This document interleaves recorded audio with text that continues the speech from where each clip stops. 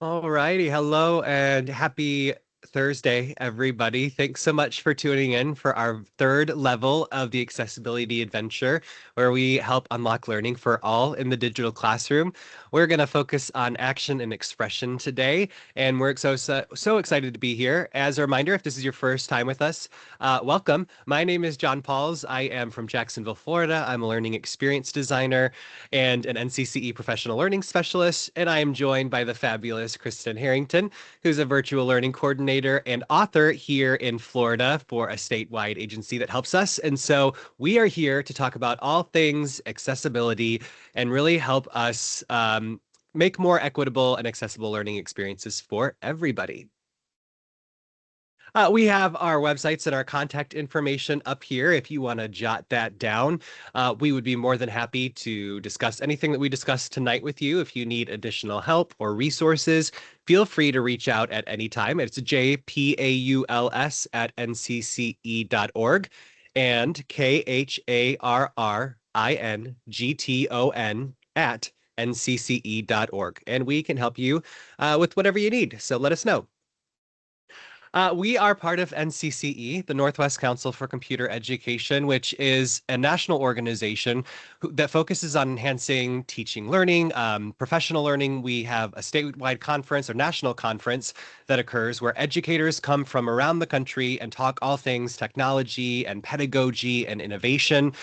We provide in-school coaching and support, and we are all practicing educators or practitioners. So we would love to help you or your organization reach any sort of digital transformation goals you may have. Be sure to check out ncce.org for a list of all of our services and a way to contact us to let us know how we can help. So thanks for being here. In all of our sessions, we like to first start out by framing our conversation. So we wanted to do that again tonight. When we talk about accessibility, we do so because accessibility is important. Accessibility does take intentional effort, and providing access is always worth the investment. And you'll see on your screen in front of you, or on the screen in front of you, are images representing some translation services and an individual reading Braille. We have some individuals with different mobility aids on our screen. And so this is really just showcasing how wonderful and diverse our communities are and how we need to make sure that what we do as educators is meeting everybody's needs. And so we're happy to be able to help you do that today. And as educators, we must refrain from protecting and preserving traditional keys to learning. And on our screen, we have images of all kinds of keys. We have car keys, and we have an antique looking key, and we have some different colored keys, and we have a big old lock. And what that means is all of those keys work for specific purposes, but they're not going to unlock every single lock. And so as educators, we want to refrain from protecting and preserving those traditional keys, and we want to transition into the swipe card. We have to become those swipe cards where we can reprogram what we do and we can really adapt how we show up in our spaces for our students based on their needs. And on the screen, you'll see those traditional keys with a big circle with a slash through it and an image of a swipe card indicating that universal access. So that is helping us frame our conversation because together we're going to explore how we can provide that access to all in our own work and in our own world. You're here today, March 13th, and this is not the end of our adventure together. If you have missed our first two sessions or three sessions that we've had so far in this series, make sure to either scan the QR code that is on your screen or visit the tiny URL t.ly/underscore capital V lowercase y 52.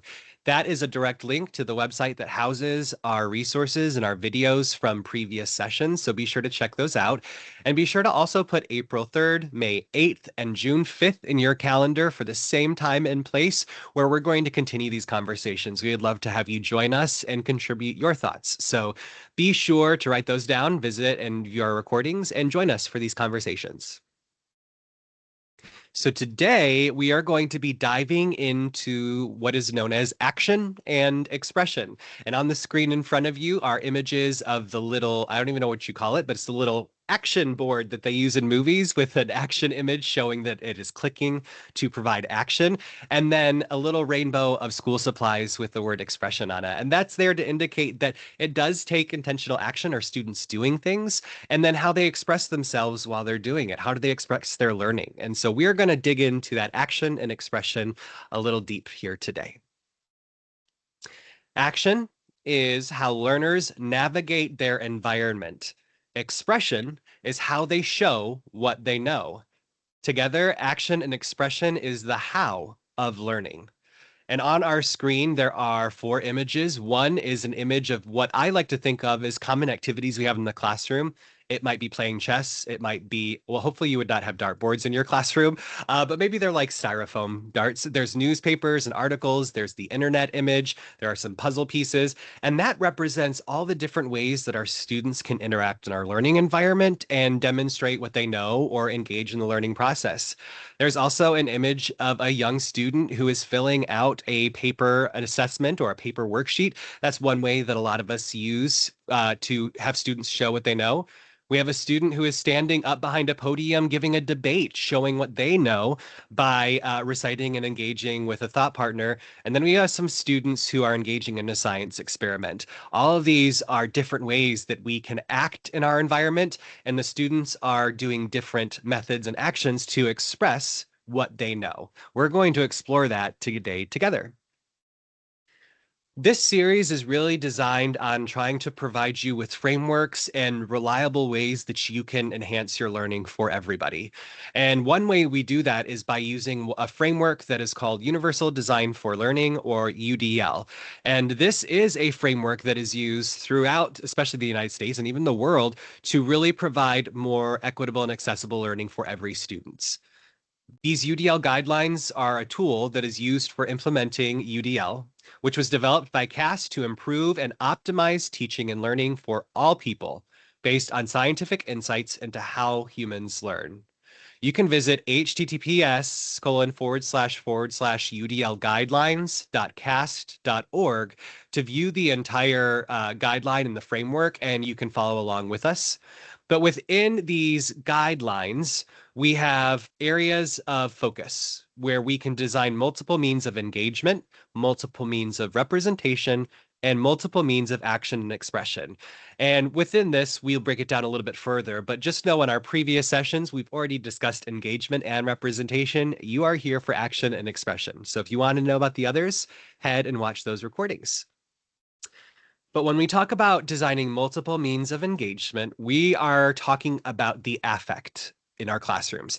How do we engage the learner in authentic connections to the learning process? UDL can help us think about how this can occur. With multiple means of representation, this is how people perceive and make meaning of information in diverse ways.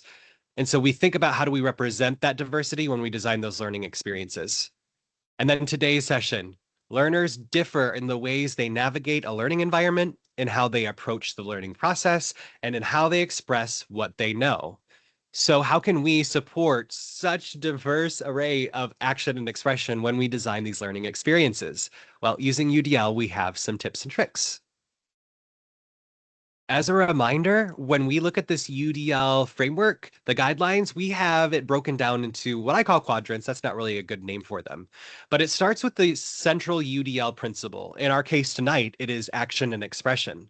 But underneath that UDL principle, we have a guideline that helps us understand the overarching picture of what we can do to help meet that need. And then we have the considerations, things to consider when we are implementing. So for action and expression, one of the guidelines is to design options for interaction. And some of those considerations are varying the methods of response and navigation and movement, and optimizing access to accessible materials. And so this, again, these guidelines are really, I find them easy to kind of navigate. And when you go in there and you really look at what's going on, it makes sense for a lot of what we do in the classroom, but it helps us be more intentional in our learning design. So when within these guidelines, just as a little refresher, you see that there are three sort of levels. So under multiple means of representation or action and expression, we have an area for access, support, and executive functioning. When we look at that first option on your screen, it says design options for perception. This really deals with how can we just help our students access the learning process. Once they have that access, we can move to the next level, which is what can we do that supports the learning journey? And then ultimately and hopefully we get to that final level, that executive functioning level, where we design learning experiences that encourage those executive functioning skills in meaningful ways. It kind of just scaffolds itself up. And so when we look at these guidelines, it really helps us plan, this is where I can start, and hopefully this is where I might end up with my learners using these guidelines with help. The goal of UDL is learner agency that is purposeful and reflective, resourceful and authentic, strategic and action oriented. And when you really take time to sit with these UDL guidelines, you'll see how each little part of these guidelines helps and addresses those key parts. We want it to be meaningful. We want it to be action oriented. We want it to be strategic and purposeful. And so using these guidelines helps us do that when it comes to designing learning experiences. For tonight, and I would love for you to ponder these questions. And if you have a response to these questions, please put them in the chat. If you're watching this after our session tonight, feel free to go on social media and use hashtag IMNCCE and share your thoughts there as well. It's not just limited to tonight's session. But I want you to think of these three questions that align with our access, support, and executive functioning under action and expression. How do we currently design for multiple means of interaction in our learning? How do you do that in your classrooms right now or in the learning experiences you design? Then I want you to think about what do we design multiple options for learning with expression and communication? So what do you do in your classes that allow for that diversity of expression and communication? And then how do you currently prepare all of your learners to become their best selves? These three questions, if we can think about where we currently are at, we can analyze where maybe we have some areas for improvement or excelling in. So take what we're currently at and let's see if we can enhance that. When we look at action and expression under UDL, we start with access, which is varying the response of navigation in our courses and our content, of movement in our classes, of optimizing access to accessible materials and assistive and accessible technologies. We think about using multiple media for communication and multiple tools for construction and composition and creativity. We consider building fluencies with graduated support for practice and performance. And we always address biases related to the modes of expression and communication. And we'll dig into all of this a little bit deeper in just a second. And then once we've provided access and we've supported the learning, when we get to the executive functioning, when it comes to action and expression, we're helping our learners set meaningful goals.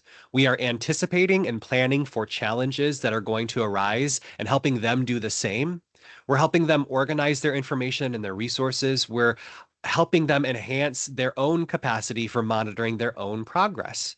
And we're challenging any exclusionary practices that we may have in our own systems or teaching our students to do the same. We want to provide access, we want to support the learning, and we ultimately want to give our students the tools to thrive on their own. So, what does this, when it comes to action and expression, what does this look like in your own practice?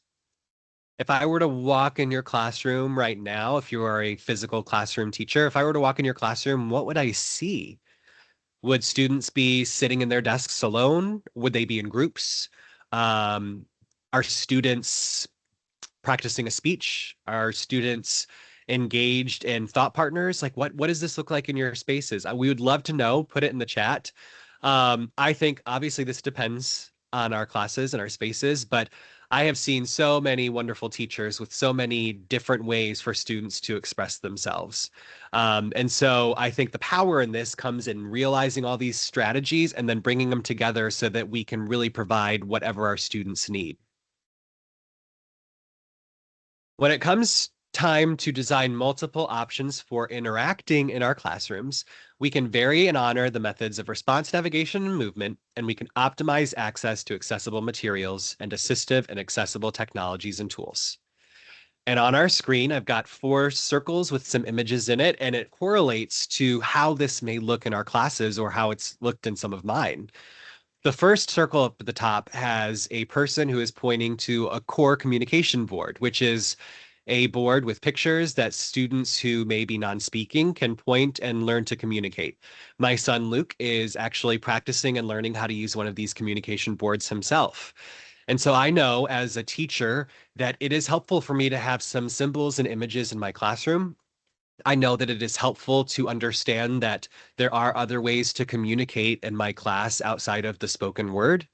I understand that I can provide some tools and resources to help sort of bridge that gap to those who need it. I also have an image of a student who has sitting at his desk with a paper and he's writing. It looks like it's a timed test because there's a timer on his desk. And so for this student, they're being given the opportunity to do a traditional assessment. And there is some timing in that. And that while that definitely doesn't work for everybody, some people may enjoy that. So we could tailor that to that student's needs. We also see an image of a computer screen on our screen. And this really represents the power of technology when it comes to our learning experiences. While I definitely love and understand that writing and handwriting, there is a need for that in our spaces, it's also really important to understand that we can digitize our instructional materials. We're going to provide more access. If I can provide a PDF of a worksheet that I have in my classroom, I can also allow my students who may need a screen reader to access that PDF. And if I go to a sort of digital instructional methodology where I use these tools strategically and I teach my students how to use these tools to provide better access, I am increasing the accessibility of my classes. So this looks like telling my students in my classes how they can enlarge the text on their computer screen so that they can see things. It's making my students aware of the magnifier on our computer screens or some of the keyboard shortcuts. It is understanding that just because I may not need to use these specific tools and strategies, it does not mean that my students cannot benefit from them. And so encouraging the use of digital materials and encouraging the use of technology in meaningful ways and strategically teaching all of our learners about some of these accessibility tools that we have available to all of us on our computers, it really is destigmatizing the need for using accessibility tools, but it's also teaching everybody that we can use technology to help us however we need it. And then on the bottom is an image of a person who is who is a wheelchair user pointing to a computer screen. And so this person is giving what looks like a lecture. And it's drawing attention to the fact that we have our visual perceptions, we have our auditory perceptions, we have our hearing, some of us, but not all of us have those things. And so if we keep that in mind and we can vary how we present, how we talk, make sure that we use captions, make sure that we can call out some of the things that we're discussing on our screens. It helps increase the accessibility of what we're doing. You'll notice that I have been giving a verbal description of all of the pictures on our screen so far as much as I can. And that is acknowledging the fact that not everybody may be able to see what is on my screen, but they deserve to be included in this conversation because I did put some thought behind what we have on our screen. So this little act of me being able to intentionally design this experience that way is in hopes of making things a little bit more inclusive and accessible for all. In our next level, so we have provided access. Now we're talking about support. And so this is how do we design options for expression and communication? So in our classes currently, or our learning experiences currently, how do we communicate learning? Do we use multiple media for communication? So maybe I've got a video or a podcast or a PDF of a research paper that I include all of those in my courses. Am I using multiple tools for construction and composition and creativity, or am I sticking to a multiple choice test and paper and pencil for everything? Am I helping my students build fluencies with graduated support? Am I helping them address any biases related to how they express themselves and communicate? And am I addressing my own biases about expression and communication? If we can do all of these things, we are providing more accessible and inclusive support in our learning experiences. And if we've provided access and we have provided support, then we can get to the strategy development. And so this is that executive functioning level of action and expression in our learning design. Do we design options for our students to develop strategies, goals, and pursue them? This could look like helping students set meaningful goals, anticipate and plan for challenges, organize information and resources, enhance capacity for monitoring progress, challenge exclusionary practices. And on the screen, I have 4 images that are displayed that signify some ways that we can do this in our practices, and some ways you may do these things in your practices.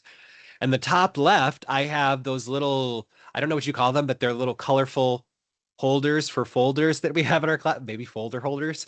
Um, but that signifies to me multiple things. One, this is a way to organize information and resources. If I teach my students how to keep a portfolio in a folder, I can do that.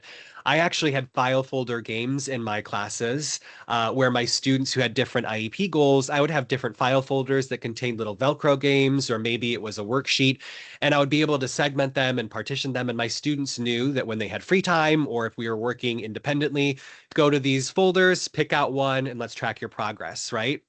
And so not only was this me organizing my content, but was also allowing my students some agency in pursuing their own goals. They could pick out some file folder games, they could track their progress and complete it, and then we could have a conference talking about how they did. And I also have an image in the top right corner of a little sheet with goals. One of my favorite things to do in higher education now that I'm no longer in a self-contained classroom in K through 12, I am computer science with higher education. But I still have my students at the beginning of every semester develop goals. What do they want to get out of this class besides an A at the end of the term? I teach personal technology for productivity. And so I know that technology is not for everybody, but technology can have something for all. And so, what is one thing that these students want to leave my class with? And then I make sure that I follow up and that we achieve that goal specifically. I also have a little goal tracker in the bottom left corner of somebody who is just putting a pencil and doing a check mark, like I've done this, I've done this, I've done this. And this reminds me of in my own practice online, in my online classes, I do a real simple thing where I enable in our learning management system, we have a progress tracker little function that I can just toggle on. And it has these little bubbles next to every item in my course. When a student visits it, it gets half shaded. And when a student completes it, they can go in there and click the little bubble and it does a little check mark.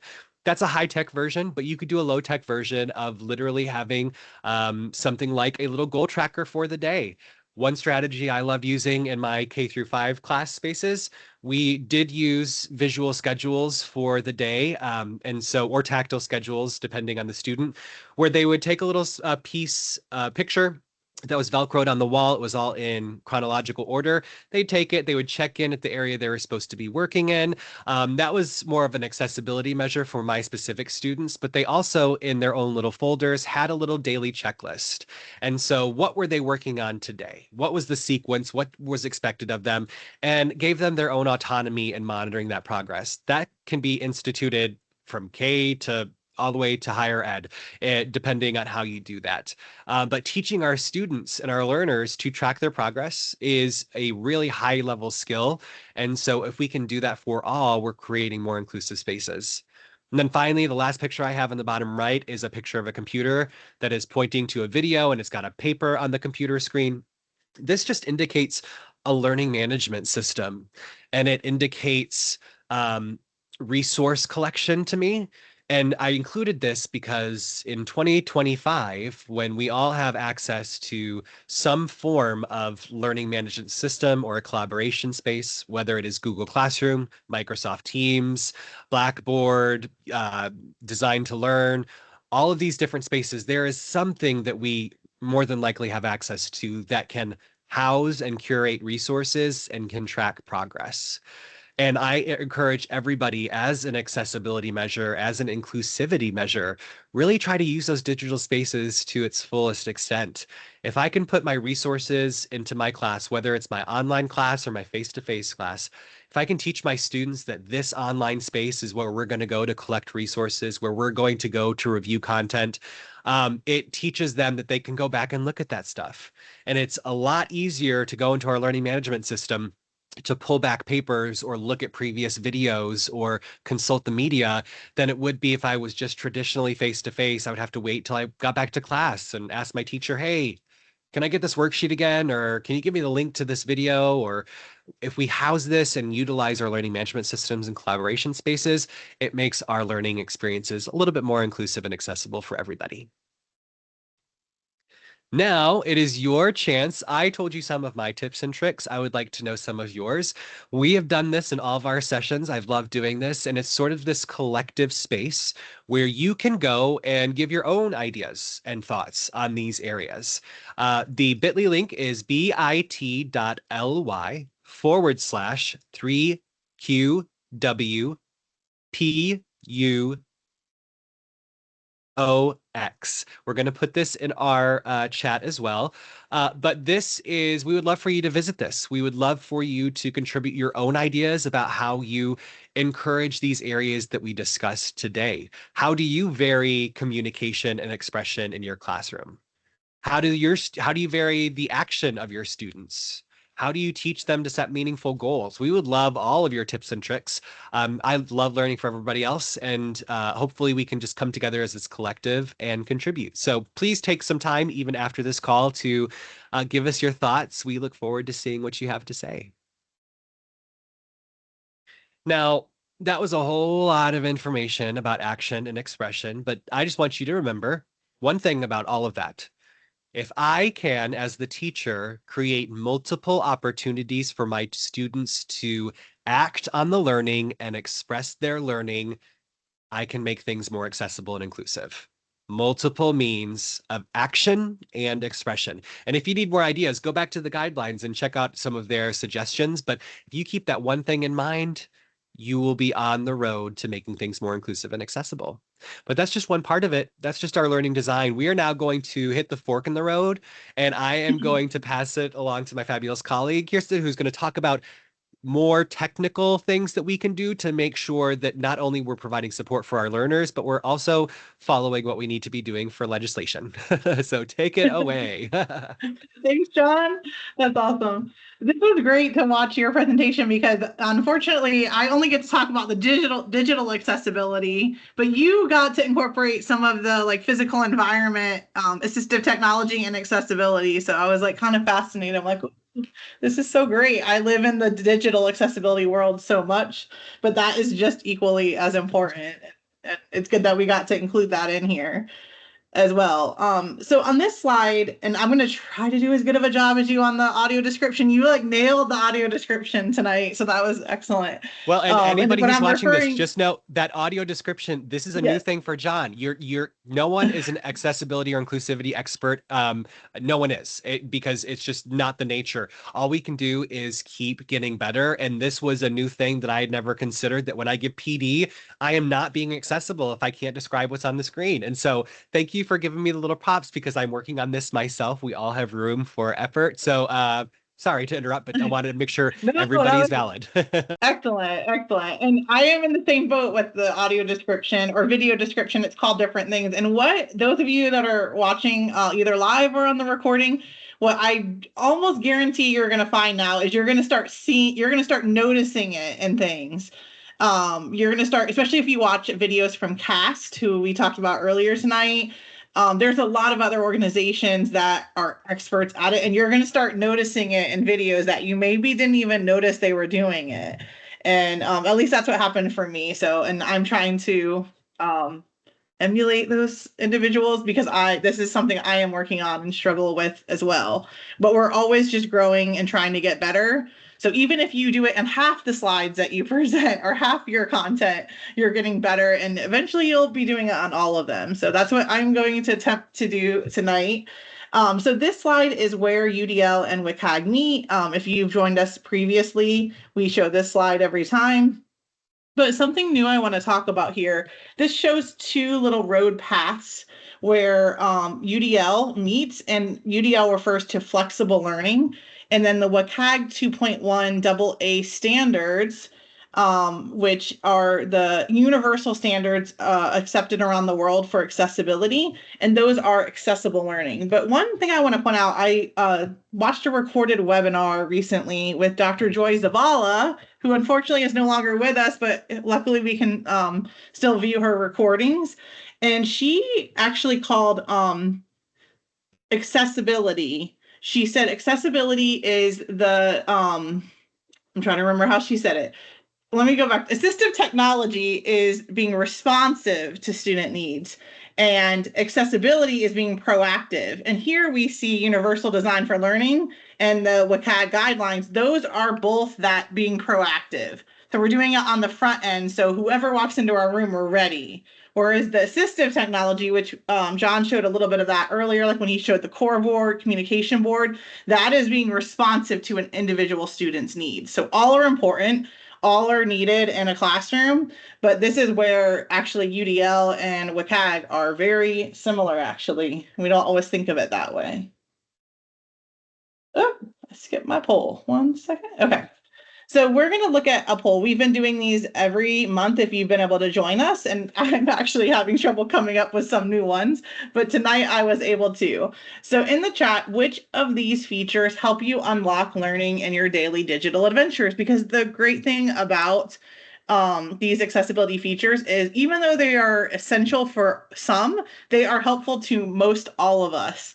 So if you regularly use video transcripts, you'll check A. We're going to learn more about how those could be used tonight. If you use dark mode or other color contrast edits on your screen or browser, you will add a B. If you use a large mouse icon, which I've started using in the last few years, that is a C.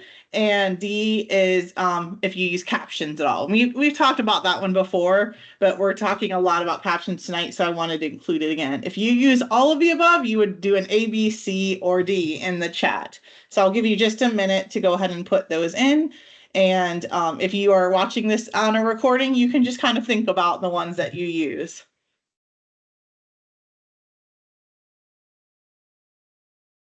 And stay tuned to see how many more I can come up with in the next couple months. So we have been talking about this new ADA rule, which the Federal Department of Justice released. It's now been almost a year, almost fully a year. It was in April of 2024. And this rule, just to give a very quick summary, it basically states that all government entities will need to comply, which means they need to comply with the WCAG AA 2.1 standards. And so we've been over the last almost 6 months talking about those. And I just want to point out we have 407 days until that compliance date launches and comes out. So I'm going to keep putting that in there every time. We still have over a year, so we've got a good amount of time to get ready for that. And we're going to talk a little bit more about that rule tonight and where it aligns with that WCAG.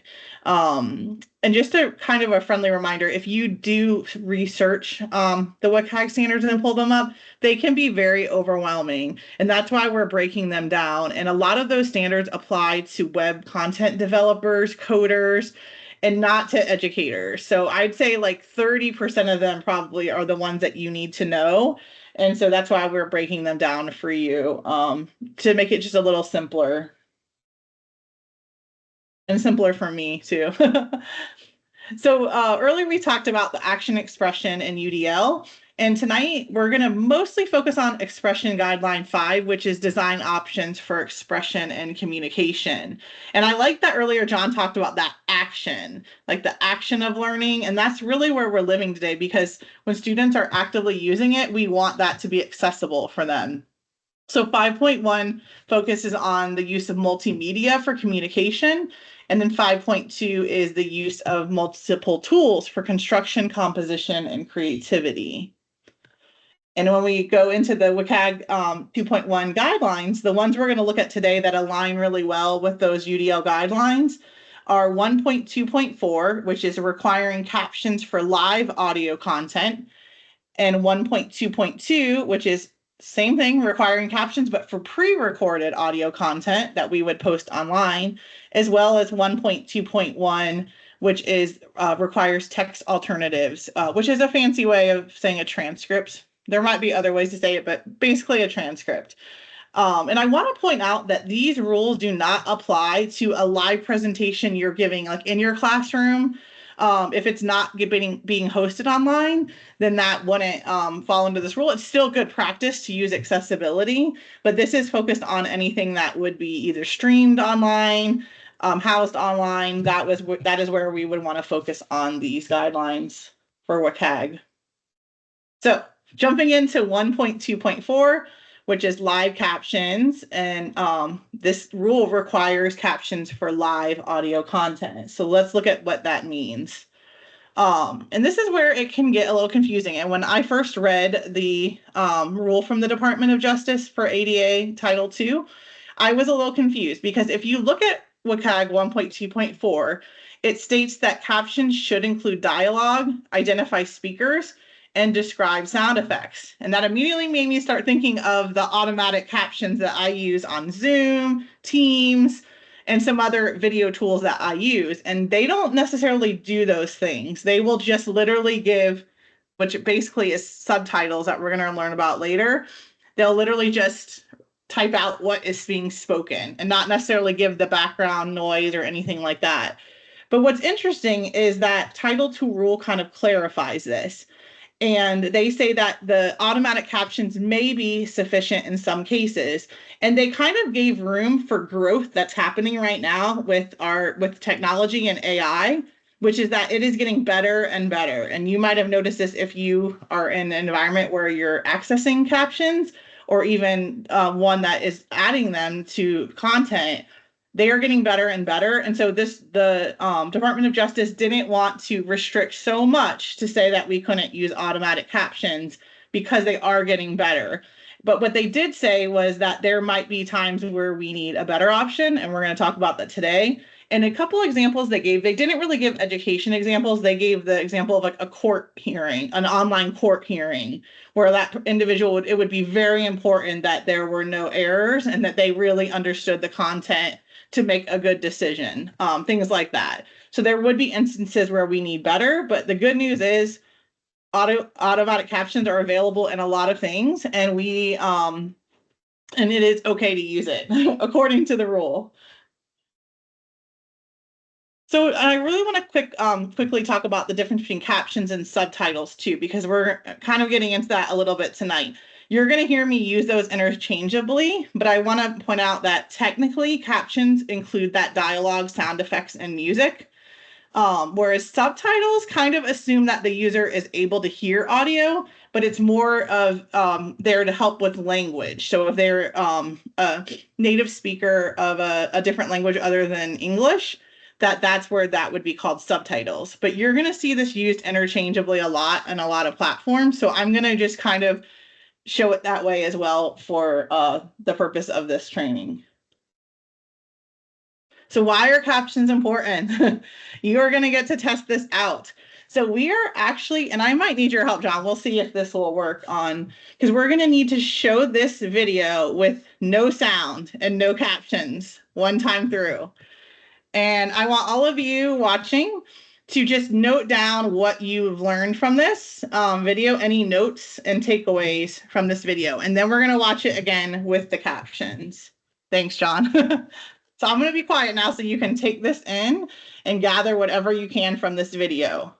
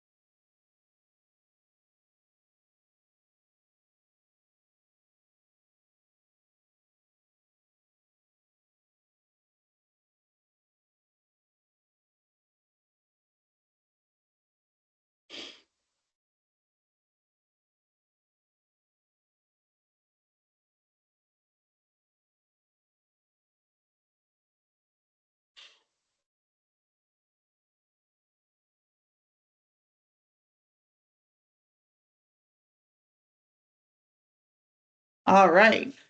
So just jot down some notes of what you learned about the rule of thirds.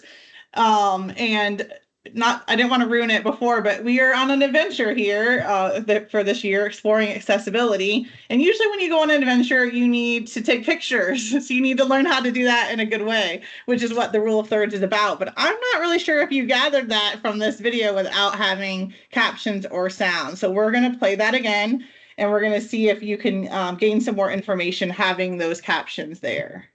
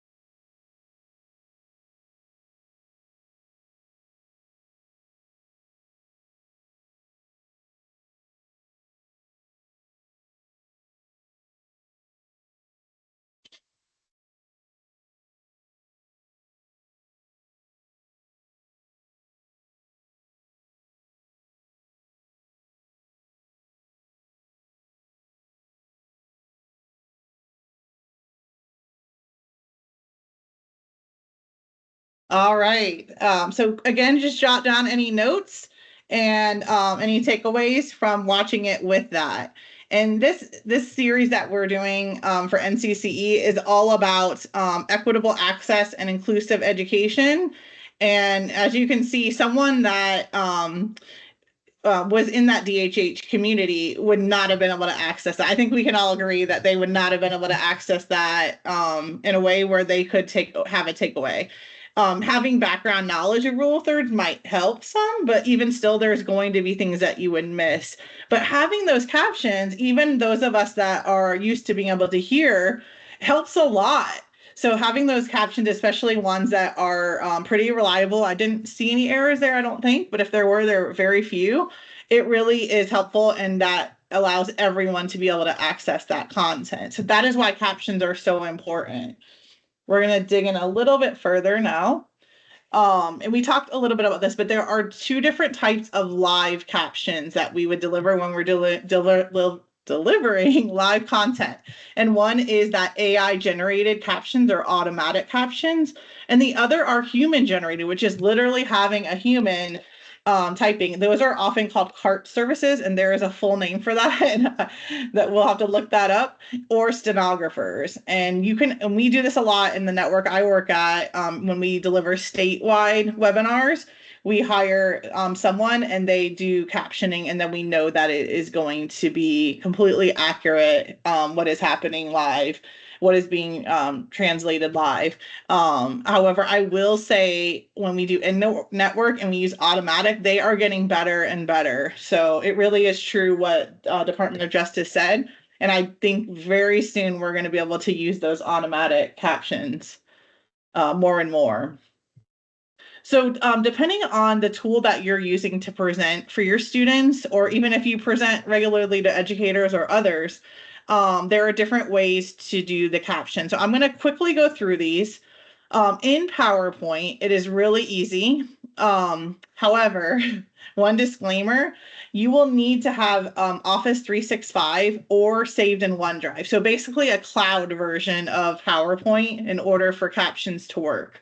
But when that is happening, you would just go to that slideshow tab at the top and then go to slideshow and check the button that says always use subtitles. So for me, this is always on, and then I don't forget to turn them on because they're always on for me. And then underneath that, there are some settings that you can do. And it's up to your preference. So bottom overlaid, top overlaid, below slide, or above. And I tend to like above slide because it's easier to see in a large room, and it's not interfering with the content on your slide. But obviously there is a reason that they have other options. So for some people that may not be their preference. So you have a choice. It's very UDL of Microsoft. In Google, it's a little different. Also simple though. You will actually go into full slideshow mode as if you were delivering that presentation online, and then clicking the three dots in the bottom left, you can go to caption preferences and choose to toggle on captions there. Oh, let me go back one more time. That's the only one I had.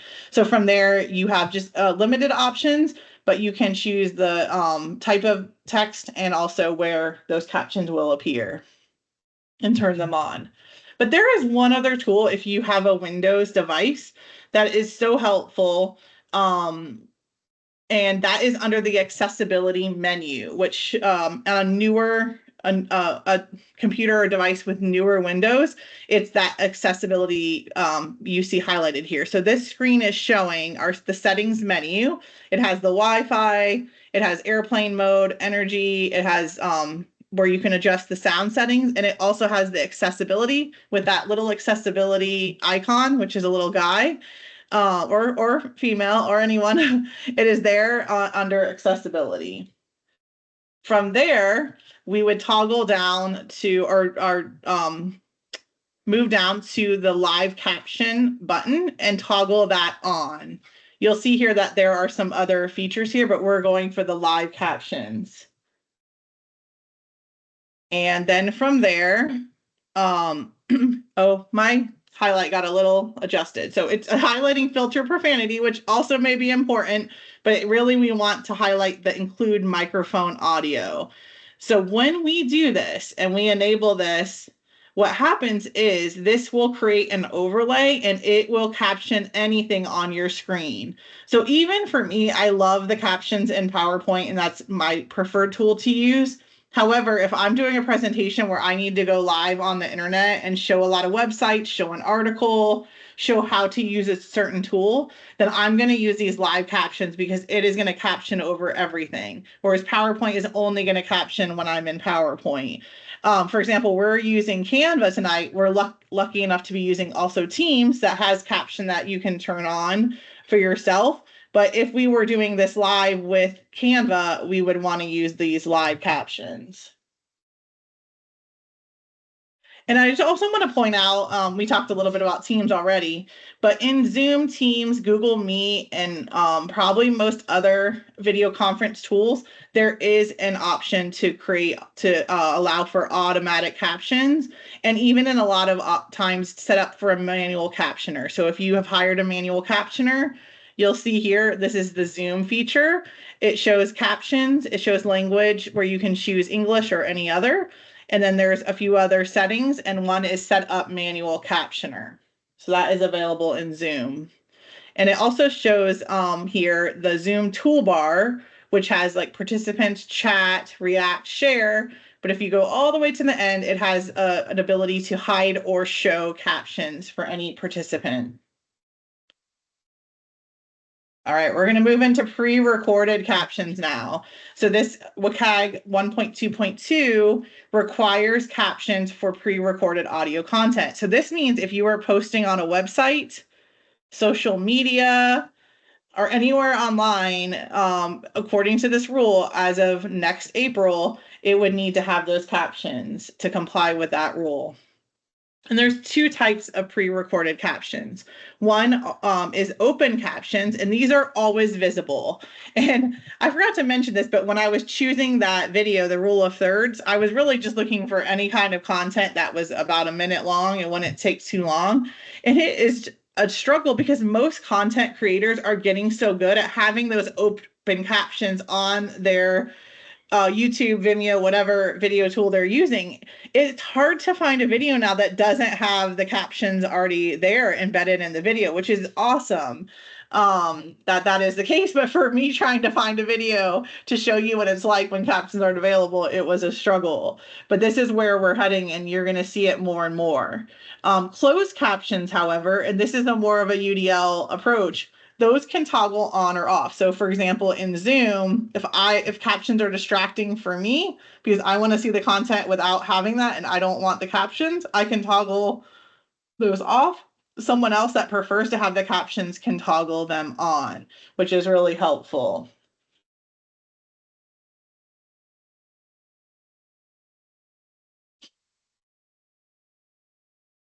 So there are way too many video creation tools to show you and for me to even understand how they all work. And things change every day. But I just wanted to give a few that I think are probably the most popular here and give you an idea of the types of captioning tool that they have available.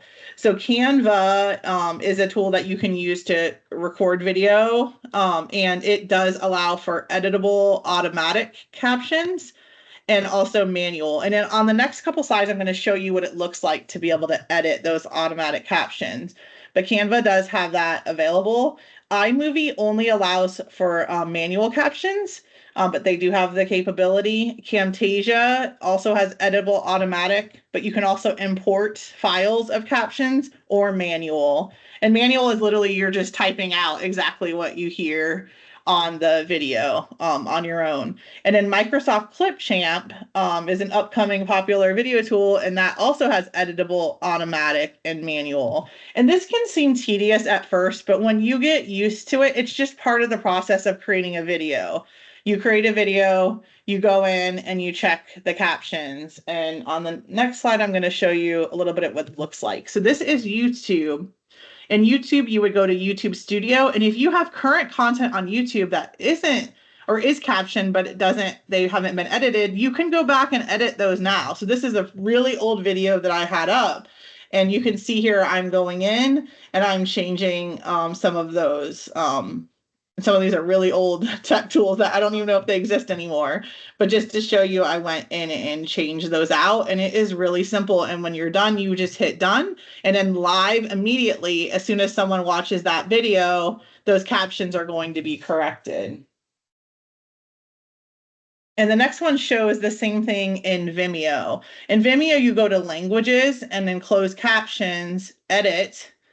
And there you can edit the timings or what they call subtitles. So again, first it said closed caption, now it says subtitles. So you can see what I meant about them using those interchangeably.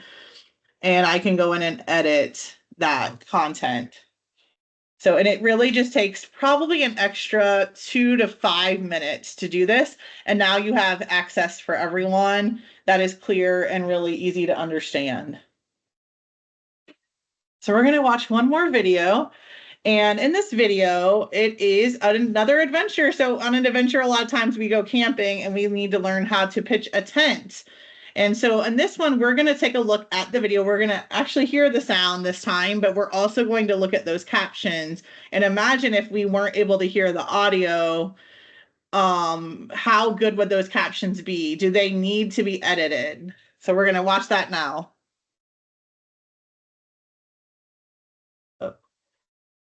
Oh, we're not hearing the sound. Sorry, John.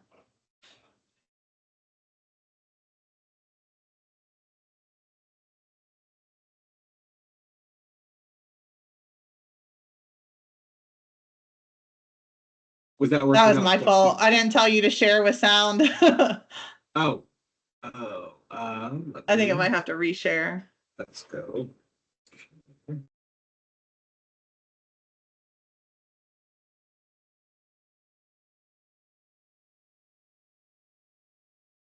Million Americans go camping each year. Camping is a great way.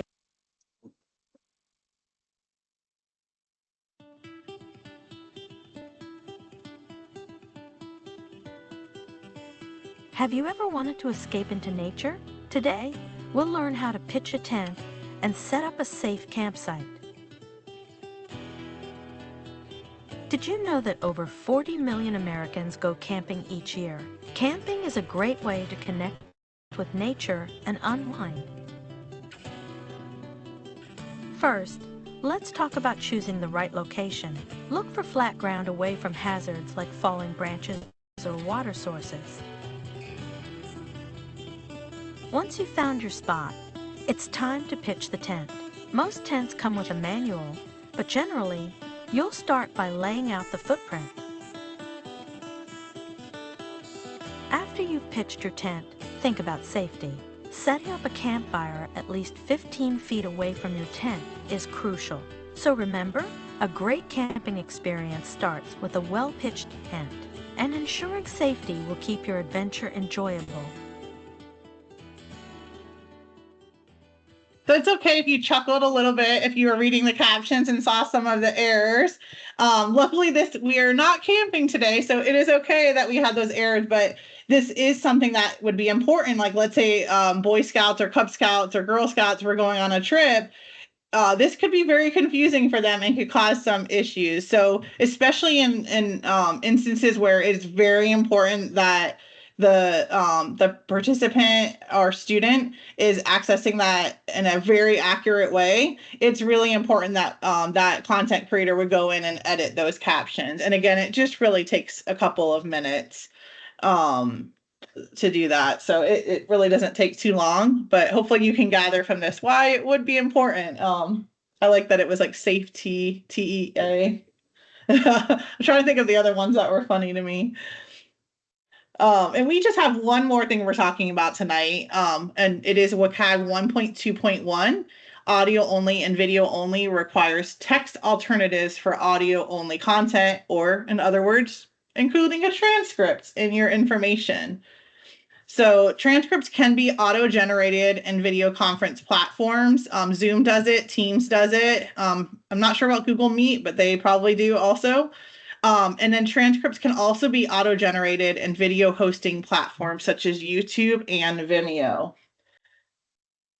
And here is a little example. I wanted to show that sometimes accessing them in YouTube can be a little challenging. You can see that I clicked on the more button and I had to scroll all the way down because this content creator has a lot of info.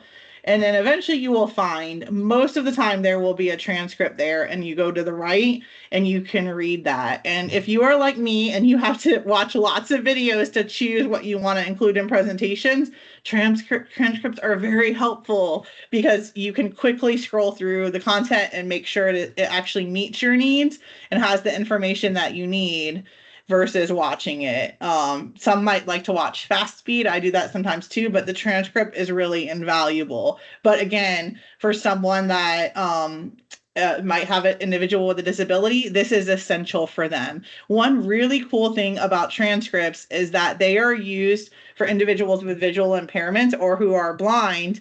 And if they have a Braille display, this can be printed and used with the Braille display. So any transcript now can be turned into content that anyone can access, which is really, really exciting.